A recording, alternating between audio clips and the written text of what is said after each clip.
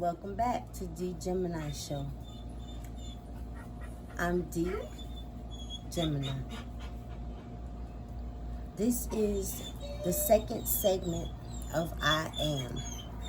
And I must go back because this is something that I was told at 18 months by my parents, is that I would sit down on the floor in our apartment and watch everyone walk around. And they would look at me and they would position me to crawl, and they would say, crawl, crawl, baby. And I would watch. I would just watch everyone walk. You know, my parents, they always had lots of company. They had a lot of friends and family over frequently. You know, we lived in an apartment building, like I said, for the first 5 years. So there were always neighbors. It was like close-knit, you know. It was a neighborhood. Yeah, that's what it was. So anyway, they said it wasn't 18 months. I think they said I was 9 months old, 10 months, maybe even 11 months. I think my mama said I was 11 months old. Okay, I got it now. She said I was 11 months old, and I got up one day and I just started walking.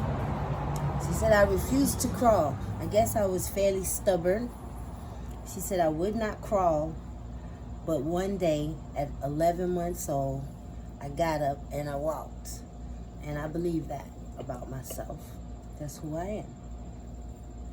So, my father and I were very close. He taught me to ride a bicycle when we moved to 215th Street. He taught me to ride a bike because Christmas was a big thing at my house. And I never did like Christmas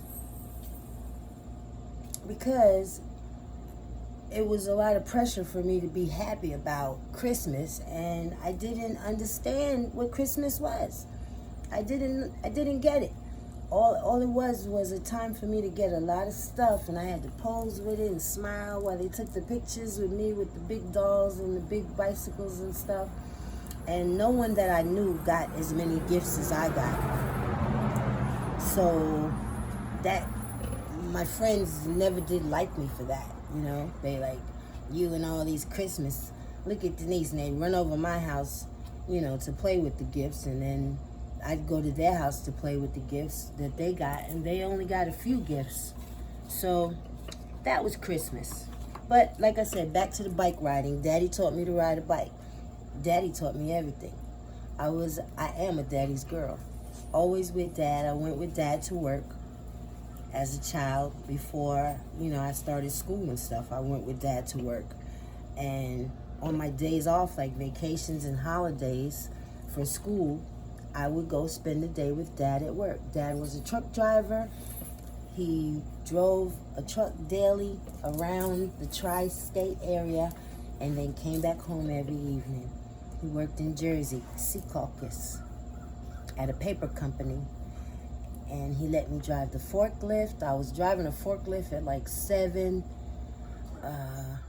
I would sit around talking on the phone. I learned to use the switchboard. Back then there was a switchboard that you plug in to receive phone calls and to make phone calls at an office.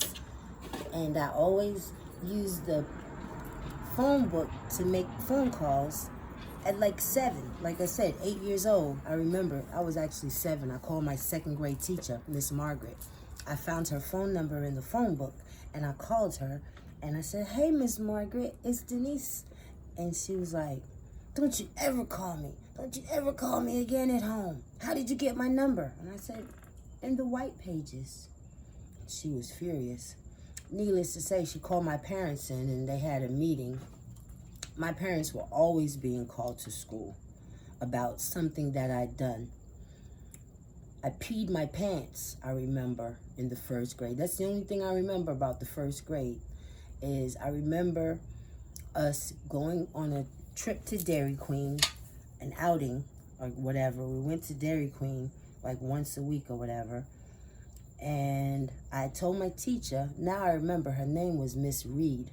That's my first grade teacher's name, Miss Reed. I can see her face now. I told her that I had to pee. I had to go to the bathroom. And she told me to hold it. And I told her again I had to go to the bathroom. She told me to hold it. I told her no. And I stood there and I proceeded to urinate in the Dairy Queen. Well, needless to say, they called my parents. So anyway, I learned to ride a bicycle. My dad taught me to swim. He actually took me to get swimming lessons at 6 because we always went to the beach, St. Croix. I needed to know how to swim. So I learned to swim. I swim like a fish. And one time we were at the beach, and I remember seeing a man, a huge man, riding on a huge horse. The horse was white. The man was dark. He had lots of hair, and he went riding out into the ocean on the horse.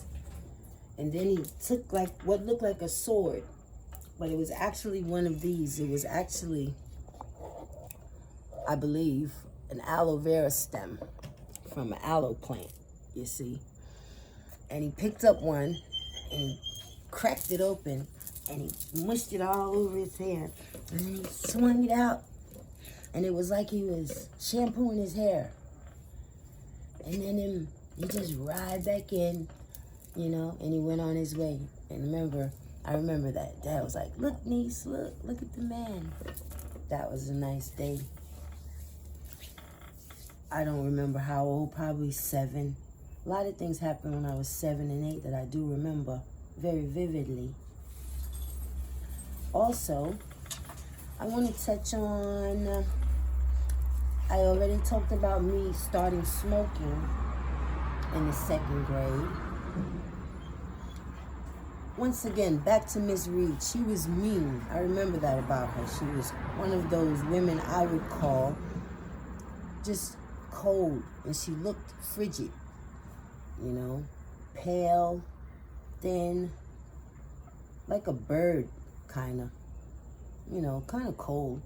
But yeah, I did not like Miss Reed. Imagine that's probably why it's easy for me to have forgotten about her. But I do remember her now because of that Dairy Queen incident. Okay, I was introduced to sex in the 2nd grade by a Cancer. I've mentioned her before. This little girl in the 2nd grade was so developed. Maybe she'd been left back a time or two. I don't know. But what I do know is her breasts were like huge. Okay, they were really huge, and for some reason, she taught a friend of mine, well, better not mention name, but a little friend of mine, let's call her LG.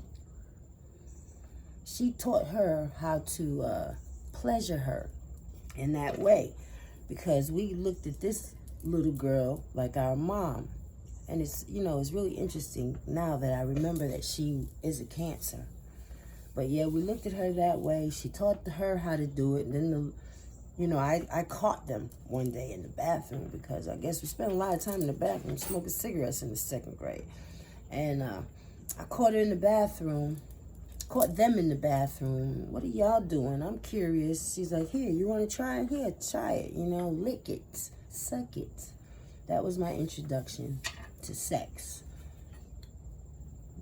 I guess. Because it wasn't really sex, but it was something that we did as little girls. That's it. It was just about the breastises. And it was not until the 4th grade that LG was like, I gotta show you something. And she showed me something in the bathroom under her skirt with her little finger.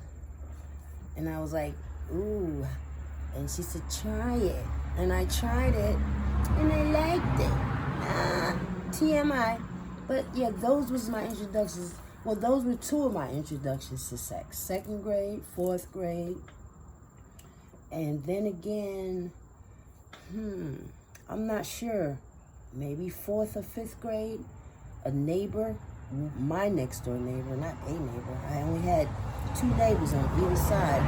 My friends on the right were girls, and then there was a boy that lived on the left. He was maybe 4 years older than me, 4 or 5 years older, and he would come over and play with me. And that's what that was, introduction to sex. At the time, it wasn't sex, or maybe I don't remember. I'm not sure exactly what it was. I didn't know if I liked it or I didn't. You know, he would hold my arm, he would twist my arm behind my back, and it hurt. And he like, I'll twist it harder if you move, don't move. So I didn't move, of course. Because eventually, you know, it felt good. I started to look forward to him coming over to play with me. Such is life. Not sure, like I said, if there was any real penetration. I don't think so. Because I think I remember always like, no, don't do that, you know. But everything else, okay. That's how I learned. Not to mention,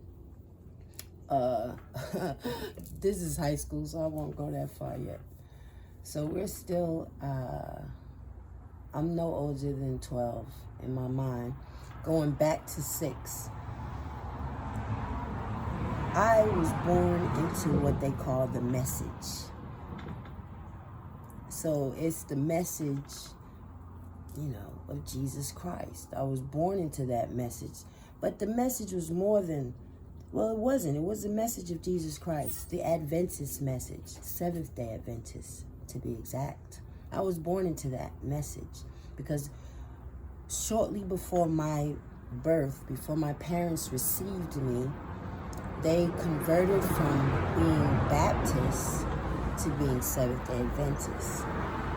So when I was born into this message, and that was all I knew, you know, as a child, was home and church. And that was it. And then schools entered, like I said, about 5.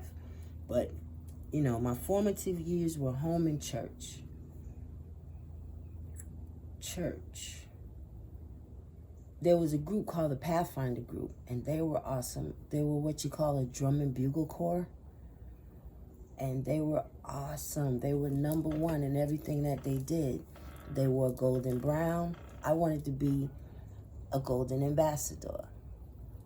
It was a Pathfinder group, and I wanted to be a Pathfinder.